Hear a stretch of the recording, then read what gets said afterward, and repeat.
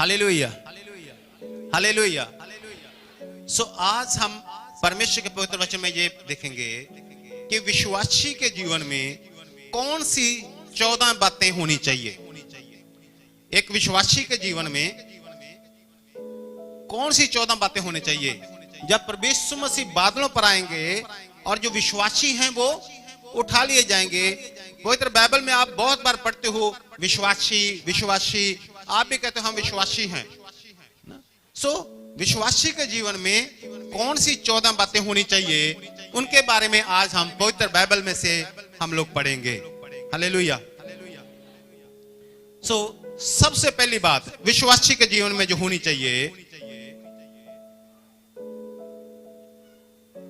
प्रेरितों के काम 16 अध्याय उसका 30 और उसका 31 वचन यह लिखा है। और उन्हें बाहर लाकर कहा, हे साहिबो, उद्धार पाने के लिए मैं क्या करूं? उन्होंने कहा, प्रभु यीशु मसीह पर विश्वास कर तो तू और तेरा घराना उद्धार पाएगा। हालेलुया। सो पहली बात यह है विश्वासी के जीवन में कि वो प्रभु यीशु मसीह पर विश्वास करे। प्रभु यीशु मसीह पर विश्वास करे। पहली बात आपको प्रभु यीशु मसीह पर विश्वास करना है। दूसरी बात प्रेरितों के काम 22 अध्याय और उसका 16 वचन। अब क्यों देर करता है, उठ बपतिस्मा ले और उसका नाम लेकर अपने पापों को धो डाल। दूसरी बात यह है कि हमें बपतिस्मा लेना है। पहली बात प्रभु यीशु पर विश्वास करना है। अगर आप विश्वासी हैं या नहीं हैं, आप आज के वचन से देख सकते हैं। पहली बात प्रभु यीशु मसीह पर विश्वास करना है। दूसरी बात बपतिस्मा लेना है। दूसरी बात बपतिस्मा लेना है। पानी के अंदर डुबकी लगाते हैं, वो बपतिस्मा, आपको बपतिस्मा लेना है। और तीसरी बात मरकुस 12 अध्याय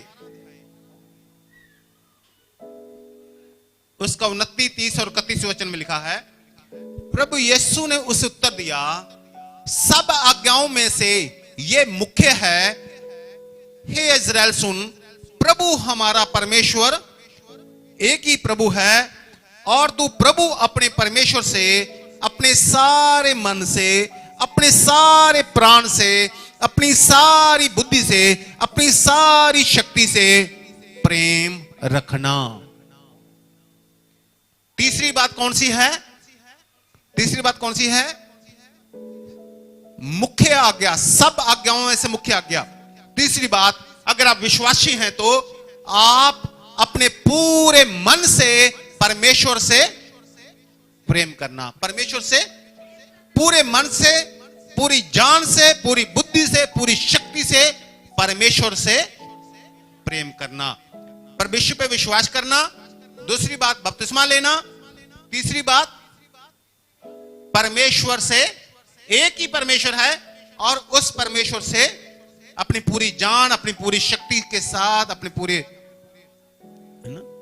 बुद्धि और के साथ, अपनी शक्ति के साथ परमेश्वर से प्रेम करना। परमेश्वर से प्रेम करना। और चौथी बात व्यवस्था विवरण 4 अध्याय 16 से लेकर 19 वचन तक हम लोग पढ़ेंगे। कहीं ऐसा ना हो कि तुम बिगड़कर, चाहे पुरुष चाहे स्त्री के, चाहे पृथ्वी पर चलने वाले किसी पशु, चाहे आकाश में उड़ने वाले किसी पक्षी के, चाहे भूमि पर रेंगने वाले किसी जंतु, चाहे पृथ्वी के जल में रहने वाले किसी मछली के रूप की कोई मूर्त खोदकर बना लो। ऐसा ना हो। यानी कि आप में से कोई भी ऐसा नहीं होना चाहिए, चाहे पृथ्वी पर कोई पशु, आकाश में उड़ने वाला पक्षी, धरती पर रेंगने वाला जंतु, जल में रहने वाली कोई मछली, किसी भी चीज का मूर्ति बनाकर उसको पूजना नहीं है। वह जब तुम आकाश की ओर आंखें उठाकर सूर्य, चंद्रमा और तारों को अर्थात आकाश के सारा तारागण को देखो, तब बहक कर उन्हें दंडवत करके उनकी सेवा करने लगो, जिनको तुम्हारे परमेश्वर यहोवा ने धरती पर के सब देश वालों के लिए रखा है। सो ऐसा नहीं है कि सूर्य, चंद्रमा और तारागण को क्या करने लग जाओ, दंडवत करनी शुरू कर दो। यह नहीं होना चाहिए। जो विश्वासी हैं वो ऐसा नहीं करते। चौथी बात बता रहा था आपको, जो विश्वासी हैं वो ऐसा नहीं करते। व्यवस्था विवरण 18 अध्याय 10 और 11 वचन में भी लिखा है, तुझ में कोई ऐसा ना हो जो अपने बेटे व बेटी को आग में होम बलि करके चढ़ाने वाला या भावी कहने वाला व शुभ अशुभ मुहूर्तों का मानने वाला या टोना करने वाला, तांत्रिक, कोई बाजीगर, ओंजों से पूछने वाला या भूत साधने वाला, भूतों का जगाने वाला, ऐसा कार्य करने वाला कोई भी नहीं होना चाहिए। भूतों को जगाने वाला, भूत साधने वाला, ओंजों से पूछने वाला, कोई तांत्रिक, कोई टोना, शुभ या अशुभ मुहूर्त को मानने वाला, भावी कहने वाला, विश्वासी ऐसा कोई भी काम नहीं करते। ऐसा कोई भी काम विश्वासी नहीं करते। अगर आप विश्वासी हैं तो ये बातें आप ध्यान दें, इन बातों की ओर आप ध्यान दें। हालेलुया। पांचवी बात, मत्ती 21 अध्याय और उसका 22 वचन, और जो कुछ तुम प्रार्थना में विश्वास से मांगोगे वह सब तुमको मिलेगा। पांचवी बात है प्रार्थना करना। जो विश्वासी हैं वो जरूर प्रार्थना करते हैं। जो विश्वासी हैं वो जरूर प्रार्थना करते हैं। पांचवी बात है प्रार्थना करना। अगर आप प्रार्थना नहीं करते तो कैसे विश्वासी आप? मान लो आपने परमेश्वर पर विश्वास नहीं किया तो कैसे विश्वासी? आपने बपतिस्मा नहीं लिया, कैसे विश्वासी? और दंडवत करते हो, उंजों के पास जाते हो, किसी चीज की मूर्ति बनाकर उसकी पूजा करते हो, कैसे विश्वासी? और प्रार्थना ही नहीं करते तो कैसे विश्वासी?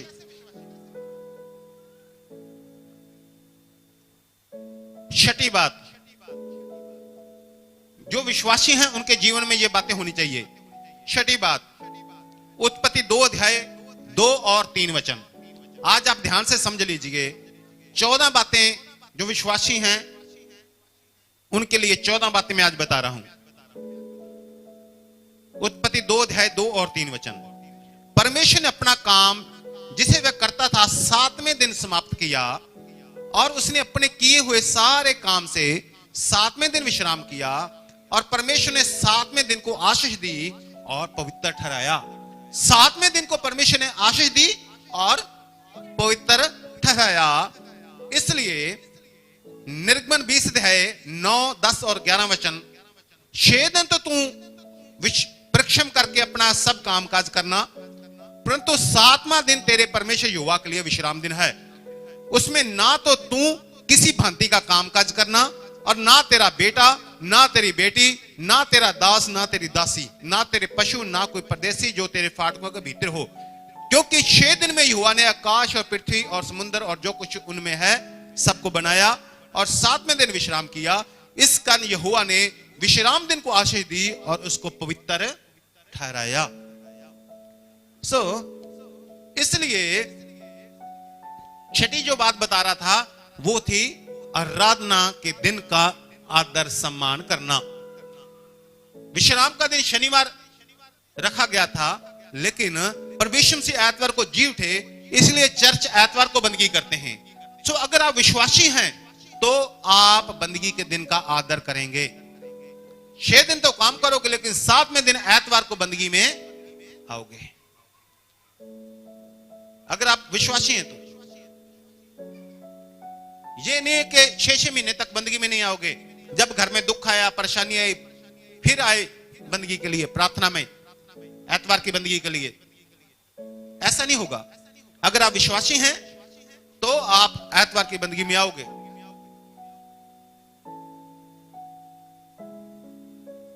क्योंकि उसी दिन ही तो परमेश्वर ने आशीष दी है, 7वें दिन को, यानी कि बंदगी के दिन ही तो आशीष है।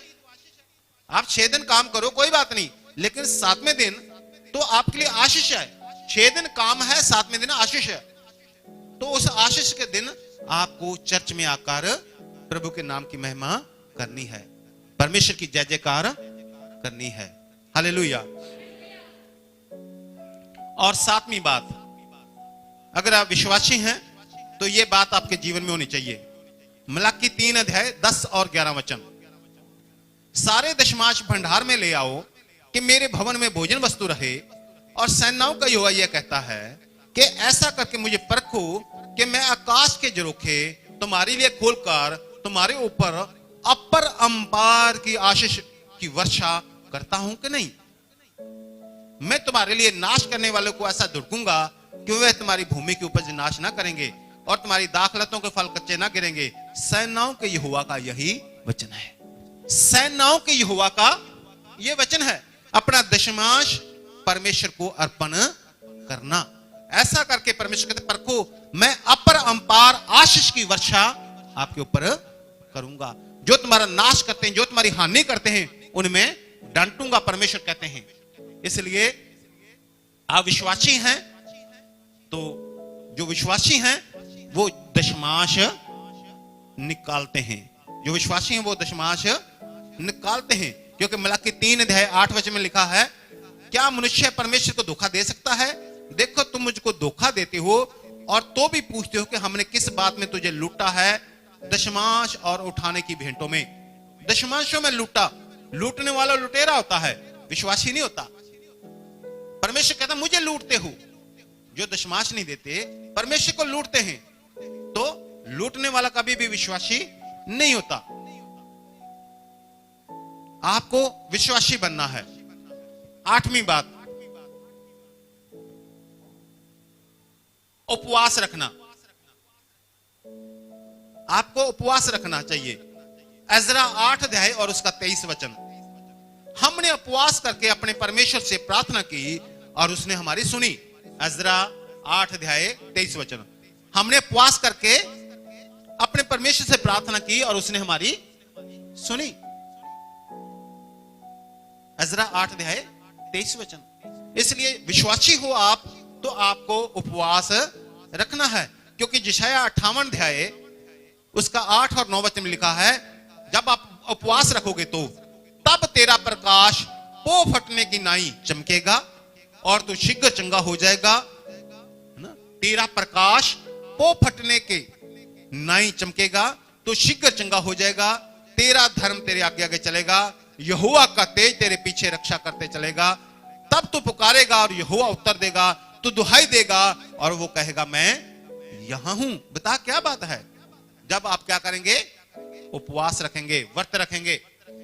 सो अगर आप विश्वासी हैं आपको उपवास रखना है, व्रत रखना है। हालेलुया। और 9वीं बात, यूहन्ना 1 अध्याय और उसका 42 वचन। 9वीं बात यह है कि आप दूसरे लोगों को गवाही दें। अगर आप विश्वासी हैं तो आप कभी भी आपका मुंह रुकेगा नहीं गवाही देने को। दूसरे प्रभु को माने या ना माने, लेकिन आप गवाही जरूर देते रहेंगे। यहां पर लिखा हुआ है यूहन्ना 1:42 में, हमको मसीह मिल गया। आपको गवाही देनी है, हमें परमेश्वर मिल गया, हमें मसीहा मिल गया। आपको गवाही देनी है कि प्रभु यीशु मसीह जगत के उद्धार करता है, प्रभु यीशु मसीह ऐसे चंगाई देते हैं, प्रभु यीशु मसीह ऐसे छुटकारा देते हैं। क्या आपको गवाही देने के लिए सिखाना पड़ेगा भी आप ये गवाही दो, लोगों को बताना है? नहीं। मान लो अगर यहां पर हाथ लगाया किसी ने उसके स्विच में, तो उसको करंट आ गया। मान लो किसी की उंगली पर करंट लग गया, तो वो क्या करेगा? लोगों को क्या बताएगा? है ना, मैंने तो ऐसे उंगली रखी थी, बस मेरे करंट आ गया, मेरा शरीर ऐसा हो गया, मेरे तो ऐसे हो गए, मेरे तो बाल ही खड़ गए, मेरा शरीर ऐसे हो गया। है ना, कि उसको सिखाना पड़ेगा भी ये कहना है तूने भी मैंने उंगली रखी और मेरे अंदर करंट आ गया, तो उसको सिखाना पड़ेगा क्या? नहीं सिखाना पड़ेगा। क्योंकि उसके साथ वो बात बीतती है, आपके साथ वो बातें हुई हैं, इसलिए आप गवाह हो। लोगों को आप बताएं कि हमें मसीह मिल गया है, लोगों को गवाही दें। अगर आप गवाही देते हैं तो आप विश्वासी हैं, अगर आप गवाही नहीं देते तो कैसे विश्वासी। 10वीं बात यह है, प्रकाशित वाक्य 1 अध्याय और उसका 3 वचन। धन्य है वह जो इस भविष्यवाणी के वचन को पढ़ता है, वह जो सुनते हैं और इसमें लिखी हुई बातों को मानते हैं। जानने के पवित्र बाइबल को पढ़ना। 10वीं बात है बाइबल को पढ़ना। अगर आप विश्वासी हैं तो आप बाइबल को जरूर पढ़ेंगे। मैं ये नहीं कहता कि आप पूरा दिन पढ़ते रहिए, लेकिन आप बाइबल को जरूर पढ़ेंगे। चाहे आप 2 मिनट पढ़ रहे हैं, चाहे आप 10 मिनट पढ़ते हैं, चाहे आप 5 मिनट पढ़ते हैं, आप पर निर्भर है। आप 2 घंटे पढ़िए, 4 घंटे पढ़िए, लेकिन बाइबल को, पवित्र वचन को पढ़ना। अगर आप विश्वासी हैं तो आप जरूर पढ़ेंगे बाइबल को। नीति वचन 16 अध्याय उसका 20 वचन। जो वचन पर मन लगाता है वह कल्याण पाता है। जो वचन पर मन लगाता है, मन कैसे लगाएगा वचन पर? जब वचन को पढ़ेगा। जो वचन पर मन लगाता है वह कल्याण पाता है। और नीति वचन 13 अध्याय 13 वचन, जो वचन को तुच्छ जानता है वह नाश हो जाता है। अगर आप वचन की ओर ध्यान नहीं देते, वचन को नहीं पढ़ते, तो क्या फायदा विश्वासियों का? कैसे विश्वासी? आप पवित्र बाइबल को जरूर पढ़े। अगर आप पढ़े नहीं है तो कोई बात नहीं, किसी को बोलिए, थोड़ा बहुत सुन सकते हैं, लेकिन अगर आपको बाइबल पढ़ना आता है तो आप जरूर बाइबल को पढ़िए। हालेलुया। और 11वीं बात, 14 बातें आपको बताने वाला हूं। 11वीं बात, व्यवस्था विवरण 11 अध्याय और 19 वचन। और तुम घर में बैठे, मार्ग पर चलते, लेटते उठते इनकी चर्चा, यानी कि वचनों की चर्चा, अपने लड़के बालों को सिखाया करना। क्या लिखा है? परमेश्वर ने आज्ञा क्या दे रखी थी कि आप घर में बैठे हो, मार्ग में चलते हो, लेटते समय, उठते समय परमेश्वर के वचन की चर्चा, परमेश्वर की आज्ञाओं की चर्चा, परमेश्वर की व्यवस्था की चर्चा अपने लड़के बालों से करते रहना। अगर आप विश्वासी हैं तो आप परमेश्वर के वचन की चर्चा अपने बच्चों से आप जरूर करेंगे। आपके बच्चे छोटे हैं तो भी कोई बात नहीं, थोड़े से और बड़े हैं, इतने बड़े, इतने बड़े, इतने बड़े, इतने बड़े, आप अपने बच्चों को, अपने बेटी को, अपने बेटों को आप जरूर परमेश्वर के बारे में सिखाइए। उन्हें यह मत कहिए तुम बाहर जाओ, है ना, मैं बाइबल पढ़ना हूं, मैं ये कर रहा हूं। उन्हें भी वचन सिखाएं, उन्हें बातें बताएं, बेटा हम लोगों को ये करना है, परमेश्वर कहता है ये नहीं करना, हमें ये करना है, ये नहीं करना। रास्ते में चलते चलते, अभी भी मैं और सुमन जब होते हैं गाड़ी में, कार में होते हैं, तो मैं कहता रहता हूं इसे, ये ऐसा ऐसा करना, ऐसा करना, ऐसा नहीं करेंगे, ऐसा करेंगे, ऐसा करेंगे। तो अपने बच्चों को सिखाएं। यही असली धन दौलत है जो आप अपने बच्चों के लिए छोड़कर जा रहे हैं। अगर आप अपने बच्चों को वचन ही नहीं सिखाया आपने, तो वो एक दिन नाश के रास्ते चले जाएंगे। फिर क्या करोगे? आपने करोड़ों रुपए अपने बच्चों के लिए रख दिया, लेकिन उसके जीवन में परमेश्वर का वचन नहीं रखा, कोई फायदा नहीं है। अगर आप विश्वासी हैं तो आप अपने बच्चों को जरूर सिखाएंगे। आप वचन जैसे भी आता है, एक लाइन ऊपर वाली नीचे, नीचे वाली ऊपर हो जाए, कोई बात नहीं, लेकिन आप उन्हें वचन जरूर सिखाएंगे। बेटा ऐसा करना है, परमेश्वर मना करते हैं, परमेश्वर ऐसा करना है, परमेश्वर हाँ कहते हैं। और 12वीं बात यह है कि अपने घर पर प्रार्थना बंदगी रखवाना। अगर आप विश्वासी हैं तो अपने घर पर बंदगी जरूर रखवाएंगे। कुछ लोग ऐसे हैं 2 साल, 3 साल, 4 साल, 5 साल, 7 साल हो गए, लेकिन अपने घर पर कभी भी उन्होंने प्रार्थना नहीं रखवाई। कैसे विश्वासी हैं? क्योंकि रोमियो 15 अध्याय और उसका 29 वचन कहता है, पौलुस कहता है, परमेश्वर का दास, मैं जानता हूं कि जब मैं तुम्हारे पास आऊंगा तो मसीह की पूरी आशीष के साथ आऊंगा। जब परमेश्वर के दास आपके घरों में आएंगे तो मसीह की पूरी आशीष के साथ आएंगे आपके घर पर। इसलिए हाउस प्रेयर, अपने घर पर बंदगी आपको करवानी चाहिए, करवाते रहना चाहिए। अगर आप विश्वासी हैं तो 4 साल 5 साल तक आपने अपने घर पर कभी प्रार्थना नहीं रखवाई, कैसे विश्वासी हैं आप?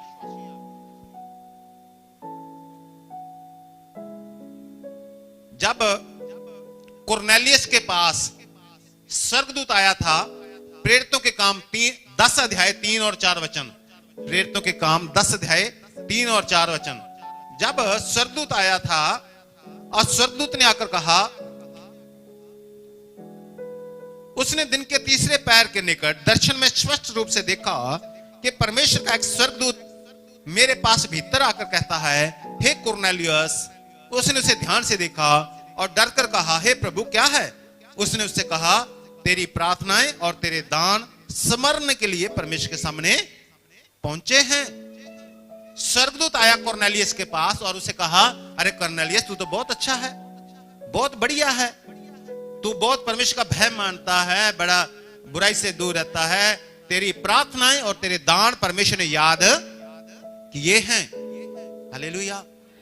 लेकिन उससे एक बात जरूर कही, वो बात यह कही, प्रेरितों के काम 10 अध्याय उसके 5 वचन में कही, अब याफा में मनुष्य भेजकर शमौन को जो पतरस कहलाता है बुलवा ले। परमेश्वर ने कहा स्वर्गदूत के द्वारा कि अपने घर पर पास्टर को बुला ले, अपने घर पर पास्टर को बुला ले। इतना अच्छा व्यक्ति था वो कि परमेश्वर का दूत, स्वर्गदूत उसके पास आकर परमेश्वर ने जो शाबाशी भेजी थी उसके लिए वो दे रहा है, लेकिन साथ साथ यह भी कह रहा है कि एक बात की कमी है, वो यह है अपने घर पर पास्टर को बुला ले। तो बहुत अच्छा है, तेरी प्रार्थना परमेश्वर ने याद की है, तो बहुत अच्छा है, तेरे दानों को परमेश्वर ने याद किया है, लेकिन एक बात है कमी, वो पूरी कर। वो ये है कि पास्टर को अपने घर पर बुला ले। जब पतरस उनके घर पर आया, लिखा है वहां पर वो सब पवित्र आत्मा से परिपूर्ण हो गए। हालेलुया। तो इसलिए हमें हाउस प्रेयर, अपने घरों पर प्रार्थना रखवाते रहना चाहिए। और 13वीं बात, इब्रानियों 13 अध्याय और 17 वचन, अपने अगुओं की मानो और उनके अधीन रहो, क्योंकि वह उनकी नाई तुम्हारे प्राण के लिए जागते रहते हैं, जिन्हें लेखा देना पड़ेगा कि वह ये काम आनंद से करें, ना कि ठंडी सांस लेकर, क्योंकि इस दशा में तुम्हें कुछ लाभ नहीं। परमेश्वर ने यह कहा था कि जो पैरुए हैं, नगर का पैरुआ, परमेश्वर उस नगर के पैरुए से यह कहा था कि अगर कोई खतरा तुझे दिखाई दे तो तू सबको बता देना कि यहां पर खतरा है। तू अगर बता देगा, उसके बाद कोई हमला होता है तो तेरे ऊपर कोई भी दोष नहीं है, लेकिन अगर तू नहीं बताएगा, कोई हमला हो गया तो उनका लेखा तेरे जुम्मे है। सो प्रभु के लोगों, यहां पर यह लिखा है कि जो सेवा का काम है वो पास्टर लोग ठंडी सांस लेकर ना करें, बड़े खुशी के साथ, आनंद के साथ सेवा का काम करें। तब करेंगे जब आप अपने पास्टर की बात को मानेंगे। जब आप हमारी बात को मानेंगे तो, है ना, लिखा है अपने आगुओं की मानो और उनके अधीन रहो। अगर आप मानोगे तो आप विश्वासी हैं, आप विश्वासी हैं।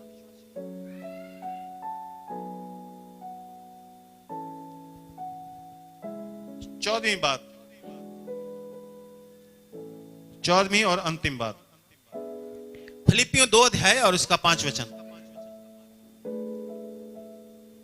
जैसा मसीह यीशु का स्वभाव था वैसा ही तुम्हारा भी स्वभाव हो। हालेलुया। क्या लिखा है? जैसा प्रभु यीशु का स्वभाव था वैसा तुम्हारा स्वभाव हो। यानी कि अगर आप विश्वासी हैं तो आपके जीवन में बदलाव क्या है? आना चाहिए। आपके जीवन में बदलाव आना चाहिए।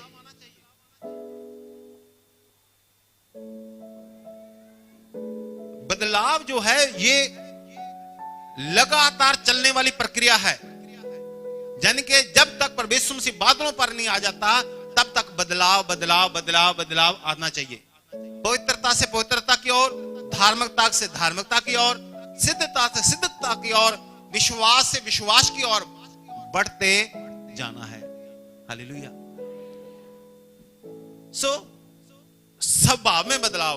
पहले आप बहुत गुस्से में बोलते थे, अब आप थोड़ा कम कर रहे हैं, कम कर रहे हैं, कम कर रहे हैं। पहले आप 100 गालियां निकालते हैं, फिर आप 99 पे आ गए, फिर आप 97 पे आ गए, फिर आप 90 गालियां निकालने वाले बन गए, फिर आप 80 गालियां निकालने वाले बन गए।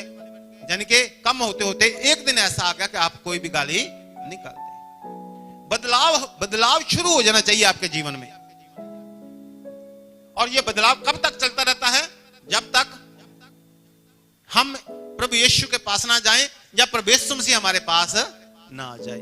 और बदलाव चलता रहना चाहिए। अगर बदलाव नहीं हो रहा तो इसका मतलब कोई गड़बड़ है। जरूर बदलाव होते रहना चाहिए अंदर से। ये लगातार चलने वाली एक प्रक्रिया है। ये 14 बातें आपके अंदर होनी चाहिए, तो आप क्या हैं? विश्वासी हैं। पहली बात प्रभु यीशु मसीह पर विश्वास करना। दूसरी बात बपतिस्मा लेना। तीसरी बात परमेश्वर से अपने पूरी बुद्धि, समझ, ज्ञान और प्राण से प्रेम करना। चौथी बात किसी की मूर्ति की पूजा नहीं करना, और ना ही किसी टूने वाले कोल, मुंजे कोल, शुभ या अशुभ मूर्तों को मानना। किसी भूत साधने वाले, भूत जगाने वाले के पास नहीं जाना। और पांचवी बात प्रार्थना करना। छठी बात एतवार के दिन बंदगी रखना। और सातवीं बात दशमांश देना। आठवीं बात उपवास रखना। नौवीं बात गवाही देना। 10वीं बात पवित्र बाइबल को पढ़ना। 11वीं बात अपने बाल बच्चों को वचन बताना। और 12वीं बात अपने घर पर प्रार्थना रखवानी।